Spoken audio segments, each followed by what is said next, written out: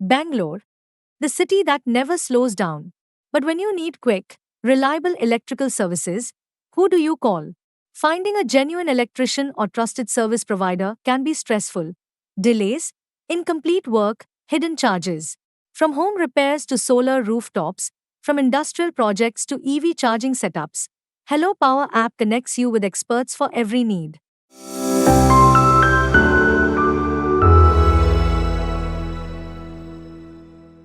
ದೇಶದಾದ್ಯಂತ ತೀವ್ರ ಕುತೂಹಲವನ್ನ ಕೇಳಿಸಿದ ಬಿಹಾರ್ ವಿಧಾನಸಭೆ ಚುನಾವಣಾ ಫಲಿತಾಂಶ ಕೊನೆಗೂ ಕೂಡ ಹೊರಬಿದ್ದಿದೆ.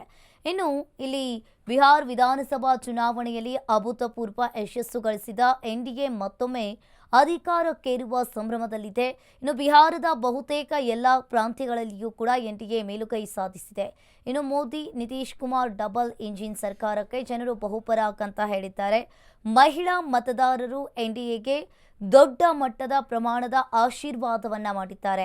ಅದರಲ್ಲೂ ಕೂಡ ಬಿಜೆಪಿ ಬಿಹಾರದಲ್ಲಿ ಅತಿ ದೊಡ್ಡ ಪಕ್ಷವಾಗಿ ಹೊರಹೊಮ್ಮಿದೆ ಅಂತಾನೆ ಹೇಳಲಾಗ್ತಾ ಇದೆ. ಇನ್ನು ನಿತೀಶ್ ಅವರ 20 ವರ್ಷಗಳ ಆಡಳಿತದಲ್ಲಿ ಕಾನೂನು ಸುವ್ಯವಸ್ಥೆ ಹಾಗೂ ಮೂಲ ಸೌಕರ್ಯ ಮತ್ತು ಅಭಿವೃದ್ಧಿ ಕಾರ್ಯಗಳು ಜನರ ಮೇಲೆ ಪರಿಣಾಮವನ್ನ ಬೀರಿವೆ.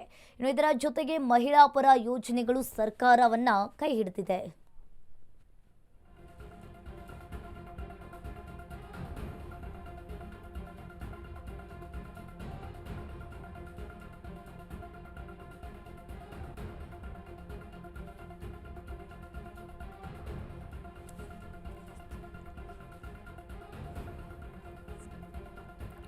ಇನ್ನು ಇಡೀ ದೇಶದಾದ್ಯಂತ ಒಂದು ರೀತಿಯಾಗಿ ತೀವ್ರ ಕುತೂಹಲವನ್ನ ಕೆರಳಿಸಿದ ಬಿಹಾರ್ ವಿಧಾನಸಭಾ ಎಲೆಕ್ಷನ್.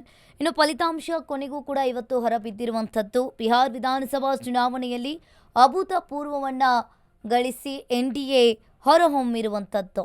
ಇನ್ನು ಮತ್ತೊಮ್ಮೆ ಅಧಿಕಾರಕ್ಕೇರುವ ಸಂಭ್ರಮದಲ್ಲಿದೆ.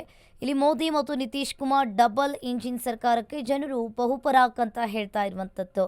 ಮಹಿಳಾ ಮತದಾರರು ಆಗಿರಲಿ ಎನ್ಡಿಎಗೆ ದೊಡ್ಡ ಪ್ರಮಾಣದ ಗೆಲುವು ಸಿಕ್ಕಿದೆ. ಬಿಹಾರದಲ್ಲಿ ಈಗಾಗಲೇ ಮೈತ್ರಿಯೊಂದಿಗಿನ ಸಂಘಟಿತ ಪ್ರಚಾರ ಅಂತಾನೆ ಹೇಳ್ಬೋದು. ಎನ್ಡಿಎಗೆ ಗೆಲುವಿನ ಕಾರಣ ಏನಾಗಾದ್ರೆ ಪ್ರತಿಪಕ್ಷದ ಒಳಗಿನ ದೌರ್ಬಲ್ಯಗಳು, ಹಾಗೆ ಕಾಂಗ್ರೆಸ್ ನೇತೃತ್ವದಲ್ಲಿ ಅನುಭವದ ಕೊರತೆ ಇದೆ.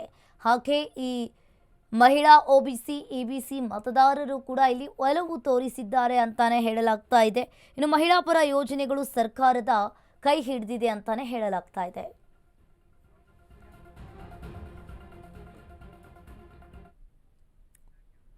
ಬಿಹಾರ್ ವಿಧಾನಸಭಾ ಚುನಾವಣೆಯಲ್ಲಿ ಎನ್ಡಿಎ ಮೈತ್ರಿಕೂಟ ಐತಿಹಾಸಿಕ ಗೆಲುವನ್ನು ಸಾಧಿಸಿದ್ದು, ಈಗಾಗಲೇ ಕಾರ್ಯಕರ್ತರ ಸಂಭ್ರಮಾಚರಣೆ ಕೂಡ ಮುಗಿಲು ಮುಟ್ಟಿದೆ. ಗೆಲುವು ಖಚಿತವಾಗ್ತಾ ಇದ್ದಂತೆ ಮೈತ್ರಿಕೂಟದ ನಾಯಕರು ಕುಣಿದು ಕುಪ್ಪಳಿಸಿದ್ದಾರೆ.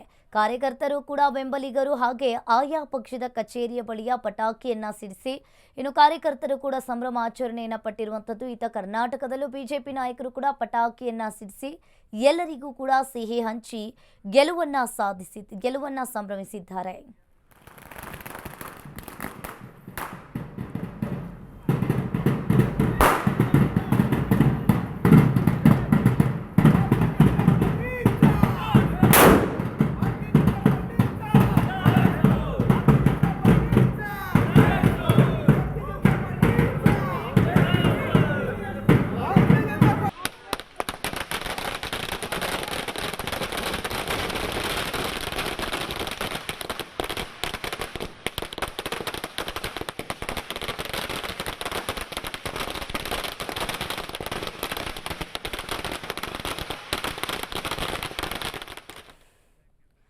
ಇನ್ನು ಬಿಹಾರದಲ್ಲಿ ಉತ್ತಮ ಆಡಳಿತ ಗೆದ್ದಿದೆ ಎನ್ನುವ ಮೂಲಕ ಚುನಾವಣಾ ಫಲಿತಾಂಶದ ಬಗ್ಗೆ ಪ್ರಧಾನಿ ನರೇಂದ್ರ ಮೋದಿ ಹರ್ಷವನ್ನ ವ್ಯಕ್ತಪಡಿಸಿದ್ದಾರೆ.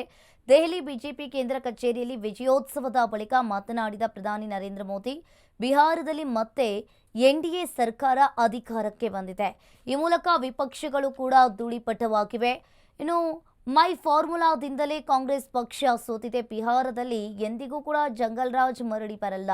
ಎಷ್ಟು ದಿನ ಜನರು ಜಂಗಲ್ ರಾಜ್ ಪರಿಸ್ಥಿತಿ ಅನುಭವಿಸಿದ್ರು, ಕಾಂಗ್ರೆಸ್ ಕೆಂಪು ಬಾವುಟದವರ ಹೆದರಿಕೆಯಲ್ಲಿ ಇದ್ರು. ಆದರೆ ಇದೊಂದು ಪ್ರಚಂಡ ಗೆಲುವು ಎನ್ನುವ ಮೂಲಕ ಮಹಾಗಠಬಂಧನ್ ಮೈತ್ರಿಗೆ ಪ್ರಧಾನಿ ನರೇಂದ್ರ ಮೋದಿ ಟಾಂಗ್ ಕೊಟ್ಟಿದ್ದಾರೆ.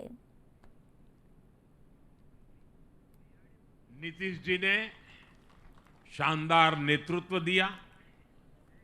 भारतीय जनता पार्टी के प्रदेश अध्यक्ष दिलीप जायसवाल जी सम्राट चौधरी जी, विजय कुमार सिन्हा जी, उन्होंने लगातार मेहनत की, भाजपा की एनडीए की झोली को एक शानदार विजय से भर दिया है। बिहार के लोगों ने विकसित बिहार के लिए मतदान किया है।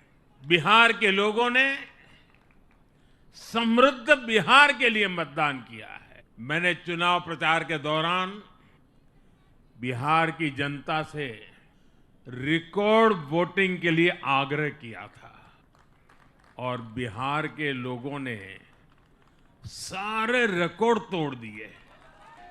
बिहार ने 2010 के बाद का सबसे बड़ा जनादेश एनडीए को दिया है।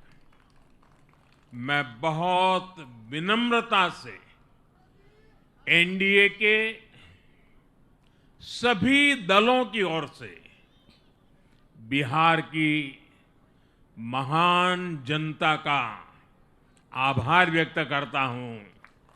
मैं बिहार की महान जनता को आदरपूर्वक नमन करता हूं। बिहार के चुनाव में